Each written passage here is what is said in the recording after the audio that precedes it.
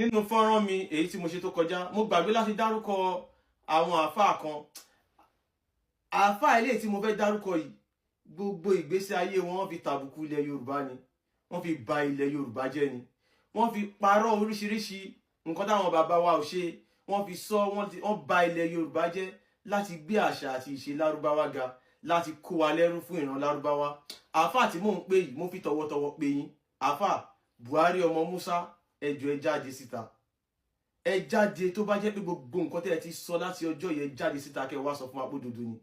Àwa ti pè yín níjà, àti sọ fún yín tẹ́lẹ̀ pé kẹ́ ẹ lọ búra fún wa nídìí Ṣàngó wípé Allah náà ni Ọlọ́run Olódùmarè, bọ̀ mo rí pé kò sí ẹni náà nínú yín tó lè ṣe é. Ẹ jáde fún wa kẹ́ ẹ fi Ògún búra wípé Allah náà ni Ọlọ́run Olódùmarè, pé wọ́n rán Muhammadu sí wa nílẹ̀ Yorùbá. Mo rí wípé ẹ lè ṣe, àmọ́ ní báyìí tẹ́ ẹ ti lè ṣe, àwa ti wá pè yín báyìí pé kẹ́ jáde síta. Ẹ wá bá wa sọ̀rọ̀. Àwọn ọmọ Oòduà àwọn fẹ́ rí yín ní orí ètò wa. Ẹ jáde síta. Ẹ wá sọ fún wa ní orí ètò wa wípé gbogbo nǹkan tẹ́ ń sọ pátápátá òdodo ni. Ẹ jáde síta kẹ́ wá sọ fún wa pé Kùránì yìí wọ́n rán sí wa nílẹ̀ Yorùbá, wípé Muhammadu wọ́n rán sí wa nílẹ̀ Yorùbá, wípé Allah náà ni Ọlọ́run Olódùmarè.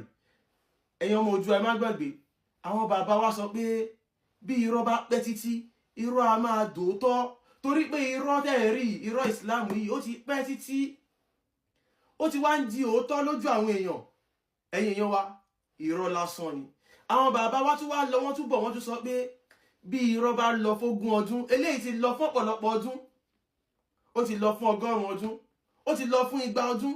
Wọ́n ní ìjọ kan báyìí ni òdodo máa bá, òdodo ti dé báyìí. Tó bá jẹ́ pé òdodo ni gbogbo nǹkan tẹ́ ń sọ, ẹ jáde síta kí wá bá wa sọ̀rọ̀. Àwa sọ fún yín, ẹ̀yin èèyàn wa, mo fi Ọlọ́run Olódùmarè mo fi búra, mo tún fi Kùránì yín mo fi búra, mo fi Allah yín mo fi búra, èmi tún fi Ṣàngó, mo fi gbogbo àwọn alálẹ̀ mo fi búra wípé Allah kò kí ń ṣe Ọlọ́run Olódùmarè, irọ́ lásán ni. Olúwa ilé Kaaba ni Allah. Mo tún sọ fún yín pé Muhammadu wọ́n rán sí wa. Ẹ̀sìn Islam yìí wọ́n gbé wá láti wá fi ba ayé wa jẹ́ ni, wọ́n wá fi jà wá lógun ni. Àwọn nǹkan tí mo wá sọ èyí tó bá jẹ́ pé irọ́ ni, ẹ ti mọ orí ètò wa, àwọn àáfàá yín yẹn là wá pè. Suleiman Faruku àpè ẹ̀yin náà ẹ jáde síta. Buhari ọmọ Musa ẹ jáde síta. Àti gbogbo ẹ̀yin àáfàá ńláńlá ilẹ̀ Yorùbá ẹ jáde síta. Ẹ ti parọ́ fún wa, ẹ ti ba ayé wa jẹ́ jìnnà. Àmọ́ báyìí wọ́n ní tí àlọ́ bá lọ àbọ̀ ń bọ̀, àbọ̀ ti wá dé báyìí. Ẹ wá sọ òdodo, ẹ jáde síta. Èmi sọ fún yá ti pè yín níjà, àti tayín láyà pé ẹ jáde síta, pé gbogbo nǹkan tẹ́ ẹ sọ láti jọ irọ́ ni. Ẹ wá máa ka ìtàn fún wa nínú Quran, ẹ máa ní káwọn èèyàn máa ṣàmì. Ẹ jẹ́ ká wò bóyá Allah tó ń sọ̀rọ̀ nínú Quran yìí bóyá olórí burúkú ni àbí kò kí n ṣe olórí burúkú. Ẹ̀sìn Islam yìí ẹ̀sìn ìtàjẹ̀sílẹ̀ ni, wọ́n gbọ́ láti wá fi ba ayé wa jẹ́ ni. Ẹ ká gbọ́ nǹkan tí Quran yìí sọ, Suratul Asaf, Quran chapter 61 verse 10 to 12. Kí ni nǹkan tó sọ? Ẹ máa gbọ́ o, ẹ̀yin ọmọ Oòduà. Ó ní, ẹ̀yin tí ẹ gbàgbọ́ ní òdodo, ẹ̀yin mùsùlùmí òdodo, ṣé kí n tọ́ka yín sí okòwò kan tí ó máa gbà yín là nínú ìyà ẹlẹ́ta ẹlẹ́ro? Allah fẹ́ kọ́ wa ní business tá a máa ṣe tó máa gbà wá là, tó máa jẹ́ ká wọ àlùjánnà. Ó ní, ẹ gbàgbọ́ nínú Allahu àti òjíṣẹ́ rẹ̀. Ẹ jagun sí ojú ọ̀nà Allahu pẹ̀lú dúkìá yín àti àwọn ẹ̀mí yín. Àwọn ẹ̀mí yín tó ń sọ bẹ́ẹ̀ ni pé ẹ máa pààyàn fún Allah, kẹ́yìn náà dẹ̀ máa para yín fún Allah. Ìyẹn lóore jùlọ fún yín tí ẹ bá mọ̀. Tó bá pa Allah ló fún wa lẹ́mìí, kò ní máa sọ pé kẹ́ ẹ lọ fi ẹ̀mí yín jagun, torí pé Allah kò lè jà ló ṣe ń sọ pé kẹ́yìn kan kẹ́ ẹ máa lọ fi ẹ̀mí yín wéwu fóun. Ẹ ká tẹ̀síwájú. Ó ní Allah máa fi orí ẹ̀ṣẹ̀ yín jì yín, ó sì máa mú yín wọ inú ọgbà ìdẹ̀ra tí àwọn odò ń ṣàn ní ìsàlẹ̀ rẹ̀, àti àwọn ibùgbé tó dára nínú àwọn ọgbà ìdẹ̀ra gbére. Ìyẹn ni èrè jẹ́ ńlá. Ẹ ti rí pé Allah yìí ó fẹ́ kẹ́ ẹ máa fi ẹ̀mí yín ṣòfò fún òun, torí pé irọ́ lásán ni. Ẹ má gbàgbé, Allah tó ń sọ̀rọ̀ nínú Kùránì yìí, eré ni o kò lè sọ̀rọ̀. Gbogbo ọ̀rọ̀ tí mo kà fún yín yìí, Muhammadu ló sọ. Muhammadu wá sọ pé, Jubril sọ pé, Allah sọ pé, torí pé Allah yẹn eré lásán ni. Bí mo ṣe ń bá yín sọ̀rọ̀ yìí, kán wá máa kọ́lẹ̀, kán wá máa sọ pé Ọlọ́run sọ pé nínú ìwé yẹn. Meanwhile, èmi ni mò ń sọ̀rọ̀ gẹ́lẹ́ bó ṣe rí nìyẹn. Ẹ ká tún lọ sí Quran chapter 9 verse 111. Kí ni nǹkan tí eléyìí náà tún sọ? Dájúdájú Allah ra ẹ̀mí àwọn onígbàgbọ́ òdodo àti dúkìá wọn, nítorí pé dájúdájú tí wọ́n ní ọgbà ìdẹ̀ra. Wọ́n ń jagun sí ojú ọ̀nà Allahu. Wọ́n pa àwọn ọ̀tá ẹ̀sìn Allahu, àwọn tí wọ́n bá ti ṣe Islam, káwọn mùsùlùmí máa pa wọ́n. Wọ́n sì ń pa àwọn náà. ibi tí ẹ bá ti lọ pa tẹ́ bá ti fẹ́ lọ pa èèyàn tẹ́ni yẹn bá kápá yín tó bá pa ẹ̀yin náà. Àdéhùn òdodo lọ́dọ̀ Allahu nínú Tọ́rà, Injil àti Kùránì ta sì ni ó lè mú àdéhùn rẹ̀ ṣẹ ju Allahu lọ. Nítorí náà ẹ dùnnú sí okòwò yín tí ẹ ṣe tẹ́ bá wáyà tí mo kà yẹn náà, okòwò ló tọ́ka sí yín, ìyẹn sì ni èrè jẹ́ ńlá. Allah ní kẹ́ ẹ máa pààyàn fún òun, kọ́ dẹ̀ máa pa yín fún òun. Ẹ̀yin èèyàn wa, Allah ò kì í ṣe Ọlọ́run Olódùmarè. Allah kọ́ ló fún wa lẹ́mìí. Allah ò dá nǹkan kan, irọ́ lásán ni. Gbogbo nǹkan tó sọ nínú Kùránì, èmi mo dá ayé àtọ̀run, mo dá sánmọ̀ méje, mo dá àwọn èèyàn láti inú, irọ́ lásán ni gbogbo ẹ̀ wọ́n kọ́ ni. Ẹ̀yin èèyàn wa, Allah kò kì í ṣe Ọlọ́run Olódùmarè, Olúwa ilé Kàbá ni. Lẹ́ẹ̀kan sí, mo fi àkókò yìí pé ẹ̀yin bàbá wa tọwọ́tọwọ́ mo fi pè yín, ẹ jáde síta. Àlọ́ ti lọ báyìí, àbọ̀ ti dé. Ẹ jáde, ṣé gbogbo nǹkan tẹ́ ti sọ láti ìjọ yìí ẹ wá fi gbogbo ayé yín búra sí wípé gbogbo nǹkan tẹ́ sọ òdodo ni. Tẹ́ bá fẹ́ fi búra, kò kí ń ṣe Kùránì lẹ máa fi búra o, torí wípé irọ́ lásán leléyìí o. Ẹ lọ búra fún wa nídìí Ṣàngó. À á ṣe báwọn bàbá wa ṣe ń ṣe kó lè bá a rí bó ṣe yẹ kó rí. Ẹ̀yin èèyàn wa, Allah ò nágbára kankan. Paracetamol 10 naira ó nágbára ju Allah lọ. In fact, used condom tá a ti lò, tá a ti flush, wọ́n tiẹ̀ tún lè mú gan kán lọ recycle rọ́bà yẹn kán tún fi ṣe nǹkan míì. Allah ẹ ò lè fi ṣe nǹkan kan. Ẹ ò kò jẹ́ síbi kankan nu Quran tẹ́ máa ti rí ibi tí Allah ti sọ pé kẹ́ tún ayé ṣe àfi kẹ́ lọ pààyàn kẹ́ bà ayé jẹ́. Ibi tí ó bá ti ń dùn, tí wọ́n bá ti gbé Allah wọ bẹ̀ wọ́n máa bà bẹ̀ jẹ́ ni.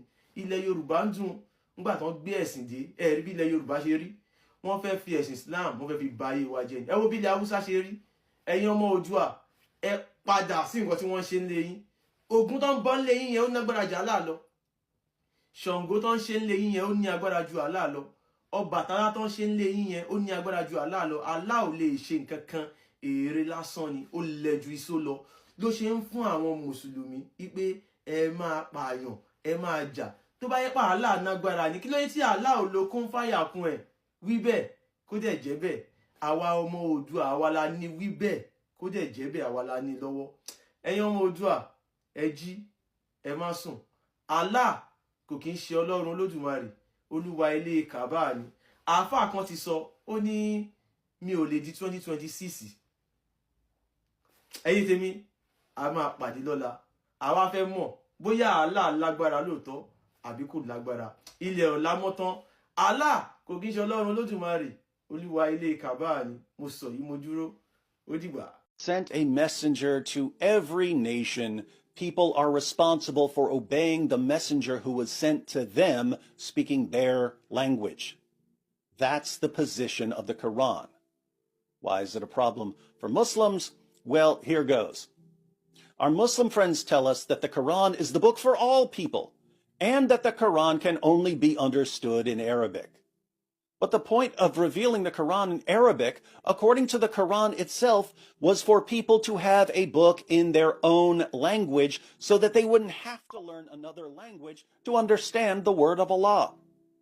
The Quran was revealed in Arabic so that a particular group of people, the Arabs in and around Mecca, would have a revelation in their own language so that they could understand it for themselves. According to the Quran, if Arabs didn't have a revelation in their own language, they'd have an excuse on Judgment Day. They'd be able to say, Allah, you can't blame us for not obeying you. You never told us what to do in a language we could understand. Allah didn't want them to have an excuse, so he sent them a revelation they could understand in the language they spoke. So we've read the passages. Allah himself says, how can I make this any clearer? I'm giving Arabs a book in their language because they can't just trust what Jews and Christians are saying about their books. And I can't expect Arabs to spend years learning Hebrew or Greek so that they can examine the Torah and the Gospel for themselves. People need a revelation in their own language. And if they don't have one, they'll have a legitimate excuse on Judgment Day. I can't allow that. So I'm revealing the Quran in Arabic for Arabs. That's what Allah says. But what do our Muslim friends tell us? What do the Dawah guys tell us? They tell us that we all need to live by and judge by the Quran, a book revealed in a language we don't speak and don't understand. They tell us that we either have to just believe what they say about the Quran, or we have to spend years learning a language we don't speak. This is the exact opposite of what Allah says about why he revealed the Quran. This is precisely what Allah says he was trying to avoid. Allah says that he sent messengers to different groups in different languages so that people could understand his commands in their own languages. Muslims tell us the exact opposite. They tell us that we all have to obey a book in a language we don't understand. If you read the Muslim sources, you'll find over and over again that our Muslim friends completely contradict their own God, their own prophet, and their own book. Why? Because they have to. Allah told them that he sent messengers to every nation and that each group had to judge by the revelations in their language. But Muslims eventually checked the books of other groups and realized that they didn't line up with Islam. The obvious conclusion to draw was that Allah and Muhammad had no clue what they were talking about. But Muslims couldn't say that because that would make them apostates, and you know what happens to apostates in Islam. So they started lying.